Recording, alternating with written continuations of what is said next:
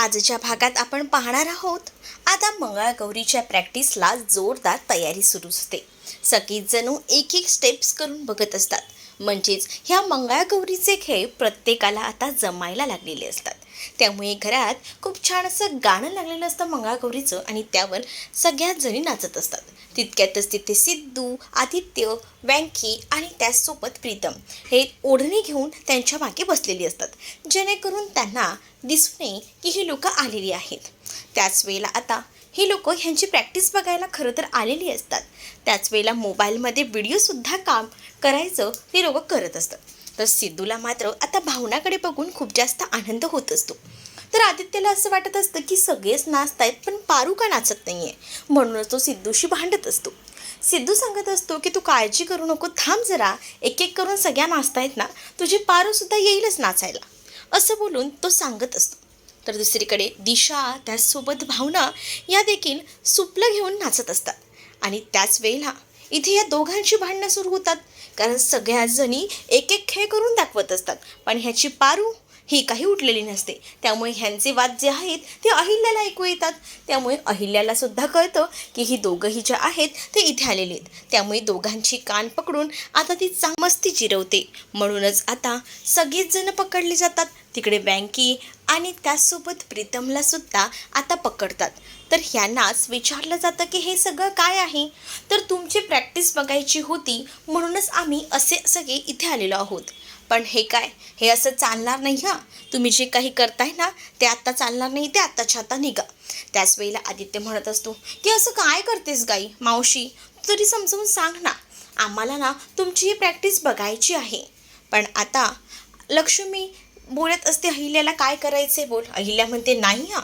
त्यावर लक्ष्मीसुद्धा ओरडते, गुपचूपपणे निघा बरं इकडनं, बिलकुलही थांबायचं नाही. हा बायकांचा खेळ आहे ना, तुम्हाला काय बघायचं आहे, आता एवढं बघून झालं आहे ना, जा. आता आदित्यला जो प्रश्न पडलेला असतो की पारू या खेळात का भाग घेत नाही आहे, म्हणूनच तो विचारतो की पारूला तुम्ही का पार्टिसिपेट करून घेत नाही आहे. तर त्यावर दामिनी म्हणते, पारू ना आपल्या घरची सर्वंट आहे आणि मुळात आहे ना तिचं लग्न झालेलं नाही आहे, त्यामुळे तिला आम्ही या मंगळागौरीच्या खेळात सहभागी करून घेणार नाही, असं देखील दामिनी आता बोलत असते. त्यावर खूप जास्त वाईट जे आहे ते आदित्यला वाटतं, कारण आदित्य आणि पारूचं लग्न झालेलं असतं आणि तरीसुद्धा पारूला या सगळ्यात सहभाग घेता आलेला नसतो. म्हणूनच तो पारूला घेऊन बाहेर आलेला असतो. पारूला म्हणत असतो की मला माहिती आहे माझ्यामुळे हे सगळं तुला सहन करावं लागतंय आणि माझ्यामुळेच तुला ह्या सगळ्यामध्ये पार्टिसिपेटसुद्धा करता येत नाही. पण आता नाही, खूप झालं, मी आताच आईशी बोलून घेतो.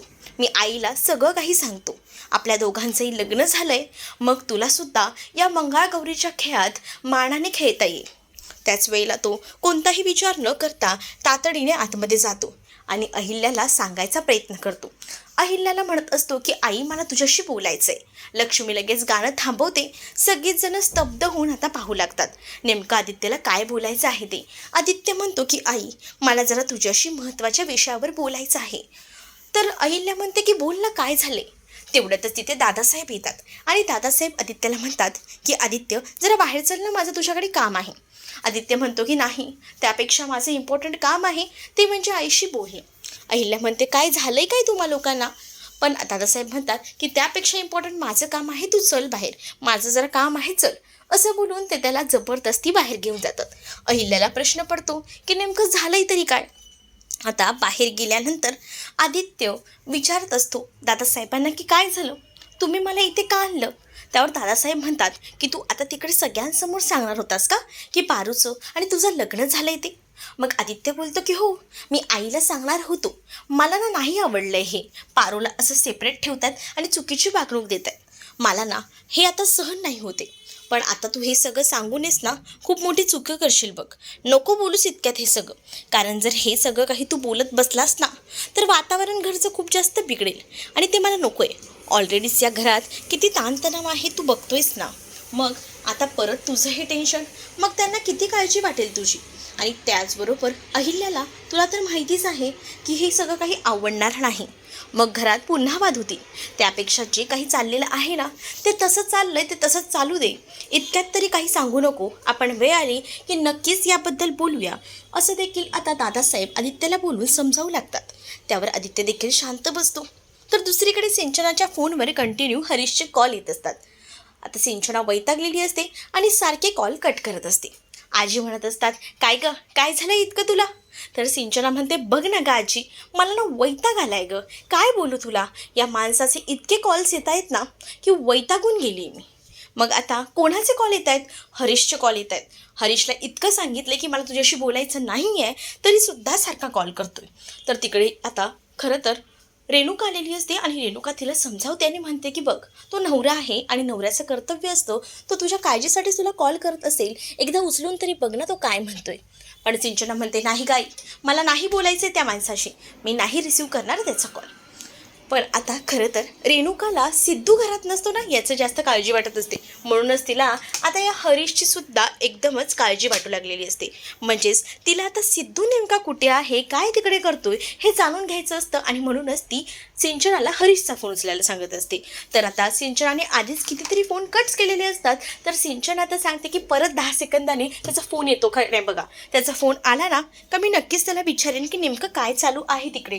कारण 2 दिवस झाले सिद्धू घरी आलेला नसतो आणि म्हणूनच रेणुका खूप जास्त अस्वस्थ असते. कारण तो तर गेलेलाच असतो, पण ह्या वेळेला त्याने काहीसुद्धा घरात सांगितलेलं नसतं. कारण या घरातल्याला सांगून तरी उपयोग काय आहे असाच विचार सिद्धूचा असतो. कारण हे सगळे विरोधास्तर असतात ना सिद्धूच्या. दुसरीकडे आता जी अहिल्या असते ती बाहेर आलेली असते आणि अहिल्या जी आहे ती बाहेर येऊन आदित्यला जाब विचारत असते आणि म्हणत असते की काय झालं होतं, तू इतक्या तडकीफड मला का बोलवत होता आणि तुला काय बोलायचं होतं, बोल ना, काय झालं आहे. पण आता त्यावेळेला तो म्हणत असतो की अगं आई, मला असं वाटतं ना की तुम्ही हे जे काही मंगळागौरीचं डान्स करताय ना त्यामध्ये तुम्ही ना या पारूला का पार्टिसिपेट करून घेत नाही आहे. बिचाऱ्या पारूलासुद्धा हा मंगळागौरीचा खेळ खेळायचा आहे, पण तुम्ही सहभागी करून का घेत नाही आहे. त्यावर आता अहिल्या म्हणते, अरे आम्ही तिला म्हटलं की घे भाग, पण तीच नाही म्हणते तर मी काय करू. काय गं पारू, तुला भाग घ्यायचा असेल तर चल ना. पण आता इथे पारू पुन्हा एकदा शहाणपणा करते आणि म्हणते की नाही, उलट आहे ना, तुम्हा लोकांना काही खायला प्यायला हवं असेल ना तर मला सांगा, मी तुम्हाला ना छान नाश्ता बनवून देते, असं पारू म्हणते. त्यावर आता दामिनी म्हणते, काय एवढं सांगायचं होतं, यासाठी ही धांदल गडबड सुरू होती का रे आदित्य तुझी. आता दामिनीसुद्धा चिडलेली असते. अहिल्या म्हणते, बस झालं का, इतकंच बोलायचं होतं ना. आणि असं बोलून आता ती लोक निघून जातात. तर दुसरीकडे आता आदित्य आणि त्याचसोबत सिद्धू बोलत असतात. तेवढ्यातच आतून आता बोलत असताना आवाज येऊ लागतो. त्या दोघांनाही प्रश्न पडलेला असतो की नेमकं झालंय तरी काय.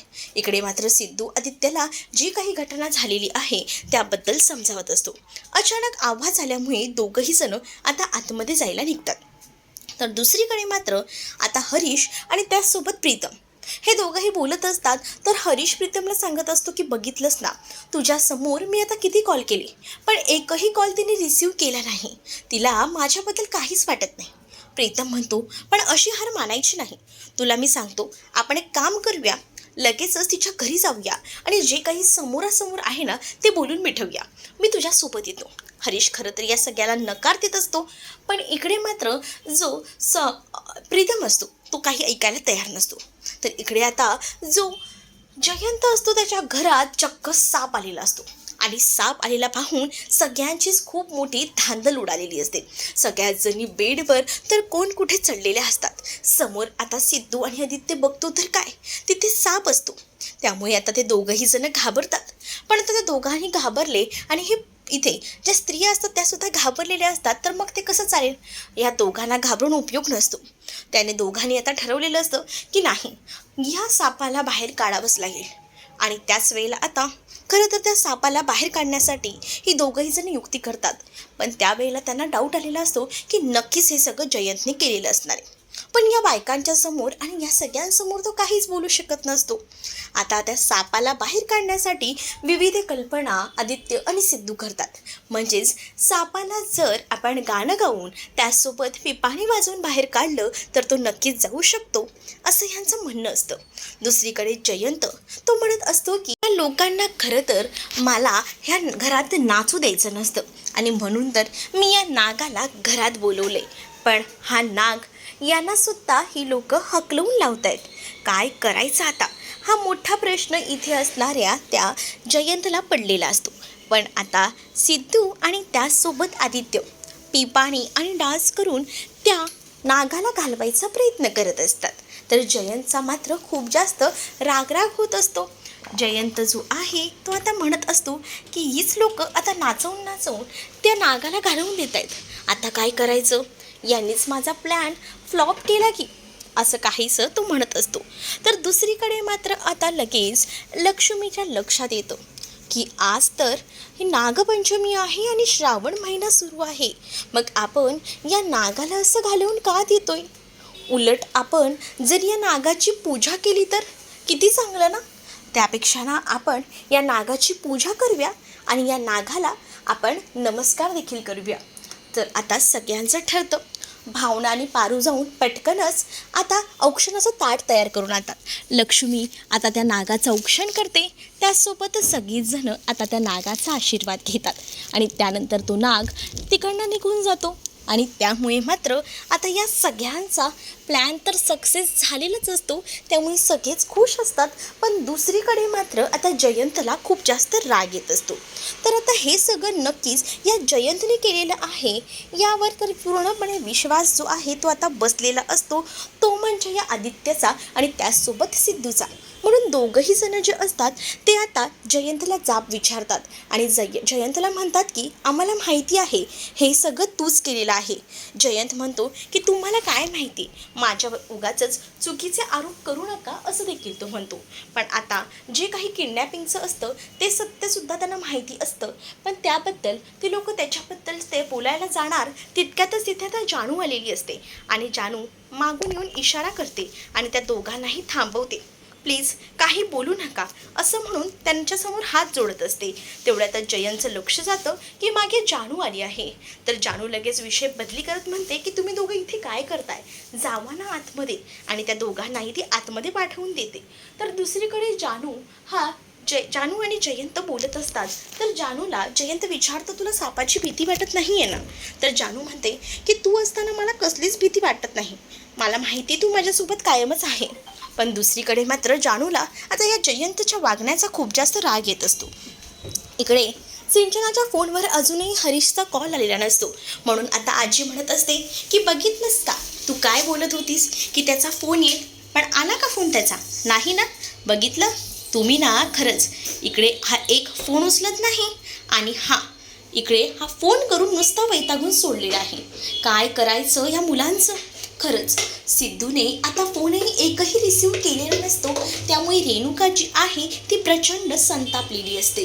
रेणुका जी आहे ती म्हणत असते की ह्या सिद्धूचं काय करूया, 2 दिवस झाले गेलाय, एकही कॉलही केला नाहीये, कसा मुलगा आहे हा. तर तिकडे आता दाराची बेल वाजते. म्हणूनच सगळ्यांना प्रश्न पडतो की कोण आलं असेल. म्हणूनच सगळीजण दाराकडे पाहतात. तर इकडे लक्ष्मी जी असते तिला खरं तर तिच्या घराचं टेन्शन आलेलं असतं. म्हणजेच ती आता तिचं घर ही स्पर्धा जिंकून नक्कीच सोडवू शकेल ना या पद्माच्या तावडीतून. यामुळे ती खूप जास्त टेन्शनमध्ये असते. तर दुसरीकडे मात्र तिला श्रीनिवास धीर देत असतात आणि तुम्ही जे काही करताय त्यामध्ये हार मानू नकोस, तू उत्तम करतेस आणि मला माहिती आहे तुम्ही ही स्पर्धा नक्कीच जिंकणार आहात, असं देखील तो तिला बोलून तिचं मनोबल वाढवत असतो. त्यामुळे आता लक्ष्मीला सुद्धा खूप चांगलं वाटतं. श्रीनिवास यांची साथ मिळाल्यामुळे तिला सुद्धा एकदमच ती स्पर्धा जिंकण्यासाठीचं बळ आलेलं असतं. दुसरीकडे मात्र जे श्रीनिवास असतात ते जवळजवळ आता तिला मिठीत घेतात आणि दुसरीकडे आता खूप जास्त असा या मंगळागौरीचा खेळ रंगलेला असतो. आणि त्याचमुळे आता पुढे आता मंगळागौरीच्या खेळामध्ये नेमकं काय काय करायचं याचं सुद्धा डिस्कशन सुरू असतं. या पद्धतीने त्यांची पूर्ण तयारी झालेली असते. पूर्ण प्रॅक्टिस झाल्यानंतर आता खरं तर मंगळागौरीची पूर्ण तयारी झालेली असते. म्हणून घरात वातावरणसुद्धा आनंदमय असतं. पण थोडंफार टेन्शन तर असतंच, का तर सगळं काही नीट होईल ना, यामुळेच सगळीजणं अस्वस्थ असतात. पण त्याच वेळेला आता खरं तर लक्ष्मी जी असते ती सगळ्यांना म्हणत असते की पद्माच्या आपल्याला काही करून या स्पर्धेत जिंकायचं आहे. श्रीनिवास आणि दादासाहेब देखील आता त्यांचं मनोबल वाढवण्यासाठी म्हणतात की तुमच्यासोबत या 9 देवी आहेत आणि त्यामुळे तुम्हाला पद्माला घाबरायची गरज नाही. नक्कीच तुम्ही ही स्पर्धा जिंकणार आहात यावर माझा पूर्ण विश्वास आहे, असं देखील दादासाहेब आणि त्याचसोबत इथे असणारे श्रीनिवास देखील या सगळ्यांना बोलतात आणि त्यामुळेच आता त्यांचं मनोबल वाढतं. तर आता इकडे हरीश आणि त्याचसोबत प्रीतम हे गाडे पाटलांच्या घरी आलेले असतात. सिंचना म्हणत असते की तुझं काय काम आहे, तू आता इथे येऊन पोचलायस का? मला ना तुझ्याशी बोलायचंही नाही असं ती म्हणते. पण आता सिंचनाला तो म्हणत असतो की आधी माझं ऐकून तरी घे, मी तुला किती कॉल करतोय, तुझ्याशी बोलायचा प्रयत्न करतोय, पण तू माझ्याशी का बोलत नाही आहेस असं ती विचारत असते. सिंचना म्हणते की तुला मी सांगितलंय ना मला नाही बोलायचं, मग तू मला का सारखे कॉल करतोय, आणि मला ना त्या घरात सुद्धा यायचं नाही आहे. मी तुला आधीच सांगते, माझा आणि तुमचा काहीही संबंध नाही असं तो बोलल्यामुळे इकडे मात्र सिंचनाने हे वक्तव्य केल्यावर हरीश भयंकर चिडलेला असतो. तो म्हणतो की भावनाताई आणि सिद्धूने लग्न केले, या सगळ्यामध्ये माझी काय चूक आहे ते तरी मला सांग. कारण भावनाताई आणि सिद्धूचं ज्या पद्धतीने लग्न झालं ते आई बाबा आणि त्याचसोबत तो सिद्धू बघून घेईल आणि भावना, त्यामुळे तू मला सोडून का चाललेली आहेस असा प्रश्न हरीश सिंचनाला विचारतो. पण त्यावेळेला तू त्यांना विरोध केला असतास ना तर हे सगळं घडून आलंच नसतं. त्यावेळेला तू त्यांना बोलायला हवा होतास, पण तू नाही बोललास आणि त्यांना पूर्ण सपोर्ट केलास तू, आणि त्यामुळेच घरातले सगळेजण खूप जास्त फोफावले गेले आणि त्यांना माझ्याबद्दल काहीच वाटलं नाही. त्यांनी तर मी नसल्याचा सुद्धा त्यांना एकदाही विचार पडला नाही की आपल्या घरात सून नाही आहे तर तिला एकदा विचारावं की ती घरी काय येत नाही आहे. पण त्यांना कुठे काय माझं पडलं आहे, त्यांना आता त्यांचा जावई मिळाला ना सिद्धू. पण आता इथे जी काही सिंचना बोलत असते त्यावर मात्र हरीश शांत असतो. हरीश तिला समजावत असतो, पण या सिंचनाला त्याचं काहीच ऐकायचं नसतं. ती म्हणत असते की तू आता आलायस, पुन्हा येऊ नकोस आणि पुन्हा तुझं हे तोंडही दाखवू नकोस, कारण मला तुझ्याशी बोलायचं नाही आहे असं ती स्पष्ट सांगते. हरीशला तर धक्काच बसतो, कारण हरीशला असं वाटत असतं की कुठेतरी जाऊन सिंचनाचा राग गेला असेल, पण नाही, हा सिंचनाचा राग जाणारा कसला असतो, तो तर अजूनच वाढलेला असतो, हे तिच्या बोलण्यातनं दिसत असतं. पण आता आजीला नक्कीच तिकडे म्हणजे दैवी कुटुंबात काहीतरी चाललेलं आहे याचा देखील संशय आलेला असतो, आणि म्हणूनच ती आता म्हणते की आलाच आहात तर जरा बसा, मला तुमच्याशी बोलायचं आहे. सिंचना आता आजीवर वैतागते आणि का ह्यांना बसवतेस असं म्हणते. पण आजीच्या डोक्यात तर प्लॅनिंग सुरू असतं ना, आजीला सगळी माहिती काढून घ्यायची असते, म्हणूनच तिने बसवलेलं असतं. आणि काय झालं, तुम्ही एवढे टेन्शनमध्ये का दिसताय असं ती विचारते. त्यावर हरीश घडलेला सगळा प्रकार सांगतो. आणि ती पद्मा मावशी आली आहे त्यामुळे आमचं हातातलं घरही निघून गेलं आहे, आम्ही सगळीजणं रस्त्यावर आलो आहे, या सगळ्याबद्दल आता हरीश सगळ्यांनाच सांगतो. आणि हे ऐकून आजी त्यासोबत सिंचना आणि रेणुकाला सुद्धा धक्का बसतो. म्हणजे या सगळ्यांसोबत आपला सिद्धूसुद्धा रस्त्यावर आलाय की काय राहिला. पण ह्या सिद्धूला जरा देखील कळत नाही आहे, त्यांनी एकदाही आपल्याला फोन केलेला नाही, म्हणूनच काय नेमकं चाललं ही माहिती काढून घेण्यासाठी आजीने हे सगळं केलेलं असतं. तर त्यानंतर हरीश सिंचनाला म्हणत असतो की जे झालंय ते सगळं काही सोडून दे, आपण पुन्हा एकदा नव्याने संसार करूया, तू चल घरी. पण इकडे सिंचना कुठे ऐकते, सिंचना म्हणत असते की नाही, पण आजी म्हणत असते की जसा आला आहेस ना तसा आल्या पावलीला निघून जा. तुला काय वाटलं मी सिंचनाला पाठवेन का, तिला तर जी माहिती हवी असते ती मिळालेली असते, आणि म्हणूनच तिने आता तिकडनं त्याला हकलवून द्यायचं ठरवलेलं असतं. आणि ती आता त्याला हकलवूनच देते. जेव्हा आता ती त्याला हकलवून देते ना तेव्हा मात्र आता खरं तर कळतच नसतं की काय करावं हरीशला. हरीश जो आहे तो आता गुपचूपपणे तिकडनं जायला निघतो, कारण हरीशला तिथे थांबायला आजी देतच नाही. आजी जी आहे ती प्रचंड संतापलेली असते. आजी म्हणते की काही एक गरज नाही इथे थांबायची, चालता हो माझ्या घरात ना. तर आता हरीश तिकडनं जातो. तर सिंचना म्हणते की बघितलंस का ही माणसं कशी आहेत, ही माणसं ना अशीच आहेत म्हणून तर मला आवडत नाहीत ना. बघितलंस ना कशी आहेत ही दैवी कुटुंबातील माणसं, आता रस्त्यावर आली आहेत आणि आपल्या सिद्धूला सुद्धा त्यांनी रस्त्यावर आणलेलं दिसतंय. पण हा सिद्धू पण किती मूर्ख आहे, ह्याला जरा पण कळत नाही का की आपण कसे आहोत, कोणत्या घरातले आहोत. त्या भावनाच्या नादी लागल्यापासून ना खरंच हा सिद्धू पूर्णपणे बिघडला आहे असं देखील आता आजी म्हणत असते आणि रेणुकाला सांगत असते. रेणुका म्हणते म्हणजे गेले 2 दिवस सिद्धू जो आहे तो ह्यांच्यासोबत वनवन फिरतोय, हा सिद्धू पण ना एकही कॉल रिसिव्हही करत नाही आहे. दुसरीकडे आता तो क्षण जवळ आलेला असतो मंगळागौरीच्या खेळाचा, त्यामुळे सगळ्याच जणी आता देवासमोर उभ्या राहून आशीर्वाद घेत असतात, देवासमोर हात जोडत असतात. आणि आज आम्ही जो काही खेळ करणार आहोत त्यामध्ये आम्हाला यश मिळू दे, त्यावरच आमचं पुढचं आयुष्य अवलंबून आहे असंच देवाकडे हात जोडून आता त्या बोलत असतात. आणि त्याच वेळेला अहिल्या जी असते तो एक नारळ घेते आणि सगळ्यांवरना तो काढते आणि तो आता नारळ फोडण्याचा मान तिने खरं तर सिद्धूकडे दिलेला असतो. सिद्धूकडे ती आता तो नारळ देते आणि सिद्धूला सांगते की हा नारळ फोड. तर सिद्धू देखील तो आता नारळ फोडतो. जेव्हा सिद्धू नारळ फोडतो ना तेव्हा सगळ्यांचंच लक्ष सिद्धूकडे असतं. तर सिद्धू जेव्हा नारळ फोडतो तेव्हा तो नारळ नेमका काळा निघतो. जेव्हा तो नारळ आतमधून खराब निघतो तेव्हाच मात्र दामिनी आणि दिशा लगेच म्हणतात की हा तर अपशकुन झाला. बापरे, हे थांबायलाच हवं. काय होऊन बसलं हे. पण त्यावेळेला पारू म्हणते की नाही, हा अपशकुन नाही झाला, उलट आहे ना सगळं चांगलं झालंय. म्हणजेच देवाच्याही मनात आहे की आपण ह्या पद्माला उलटवून लावायचं. म्हणजेच जे काही आपल्यावर संकट येणार होतं ना ते खरं तर देवाने स्वतःवर घेतलं आणि त्या नारळामुळे ते आपल्याला दिसलंय. तो नारळ खराब झाला याचा अर्थ देवी आईने आपल्याला आशीर्वाद दिलाय, त्यामुळे काळजी करू नका असं देखील सगळ्यांना आता पारू समजवते. आणि जो काही गैरसमज झालेला असतो ना सगळ्यांचा, तो गैरसमज आता पारू दूर करते.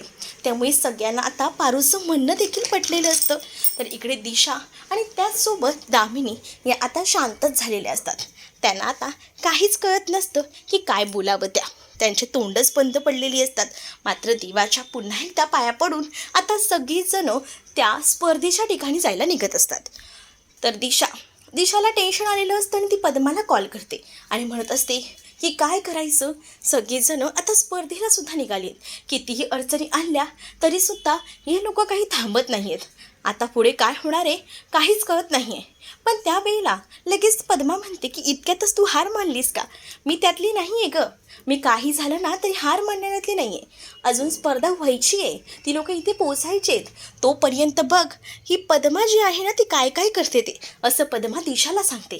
त्यावर दिशा म्हणते की बरं ठीक आहे, आम्ही निघालो इकडनं, असं बोलून ती फोन ठेवते. तर तुम्हाला हा भाग कसा वाटला हे नक्कीच मला कमेंटमध्ये सांगा आणि अशाच नवनवीन भागांसाठी आपल्या चॅनलला सबस्क्राईब नक्कीच करा.